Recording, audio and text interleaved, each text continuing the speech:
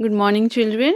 So, in our today class, we will discuss the four major industry where the revolution has taken place. Okay. So, first we will start with the coal and iron industry. So, in England, coal was in abundant, but usable iron was less. Now, pure iron was drawn out from iron ore through the process of smelting, that is, through iron ore, pure liquid iron is been taken out through melting, and this process is called smelting. Clear? Out here you will get three words, that is the wrought iron, pig iron and cast iron.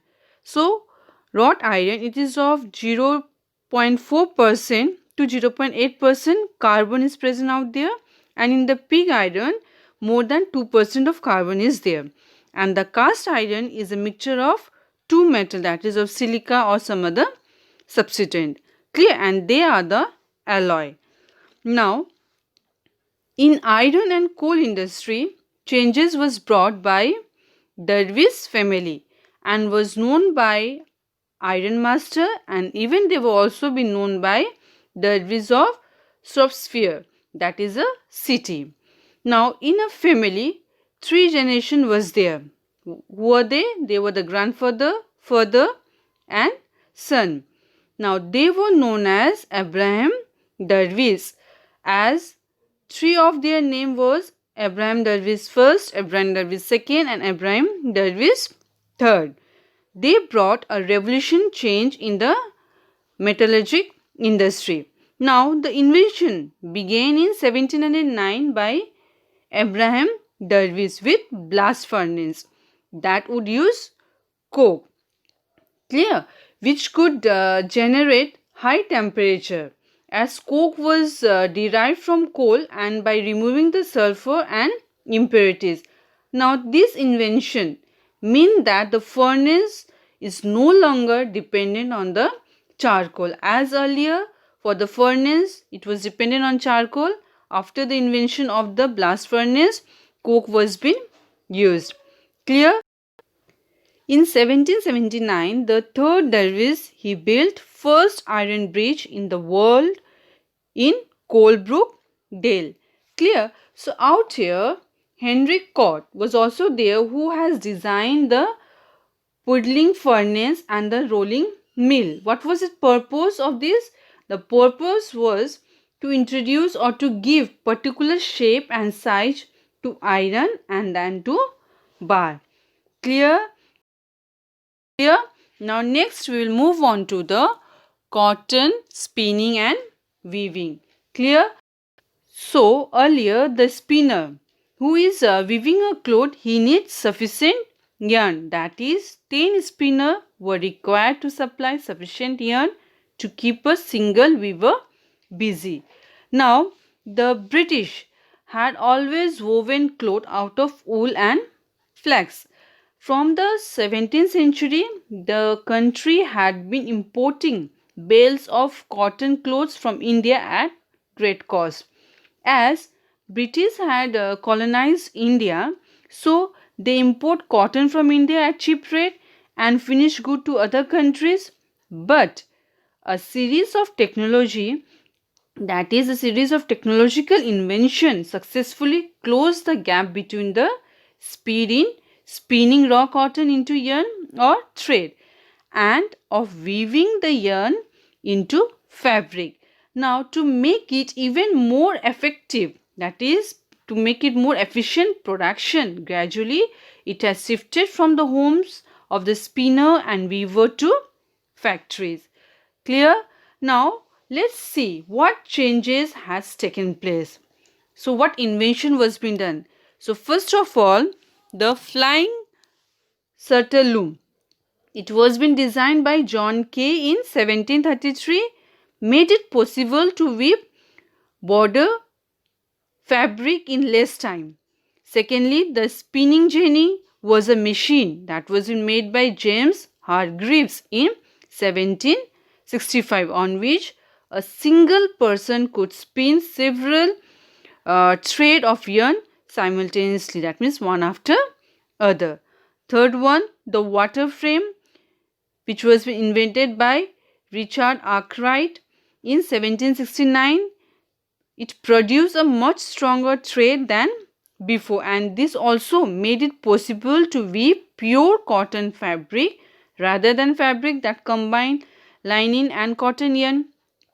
Okay, now fourth one, the mule was the nickname of a machine which was been invented in 1779 by Samuel Crompton, that has allowed the spinning of strong and fine yarn.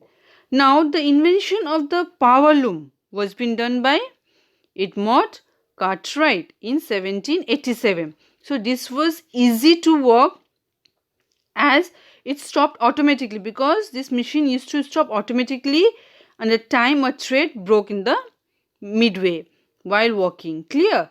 And could be used to weave any kind of material.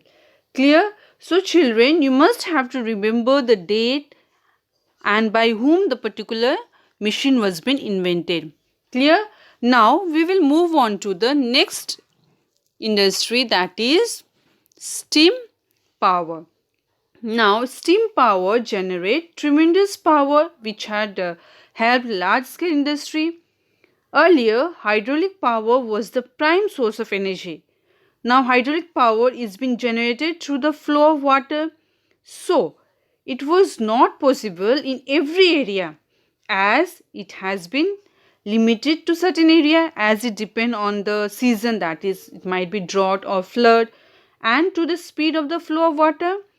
As the steam engine was being invented, there was a change, as Thomas Savery in 1698 built a model steam engine which was used to drain water during flood from the mines, and this machine was also called miner friend.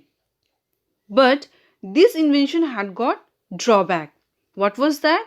That this machine worked slowly in shallow depth, but boiler burst under too much pressure. That is, when there used to be the high temperature, the boiler used to burst. Now another steam engine was built by Thomas Newcomb in 1712, and this machine has also one problem, that is it used to condense very fast, due to which it used to lose its temperature, so continuously cooling used to get the work very delay. Clear? As it used to condense very fast, for that reason the temperature used to go down. Clear?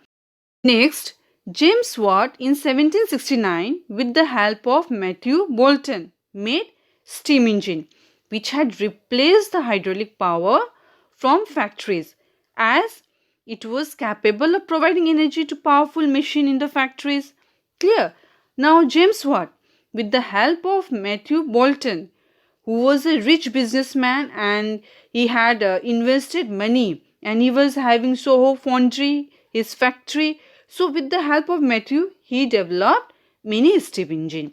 Clear? That is, in 1800, steam engine had replaced the hydraulic power. Understood?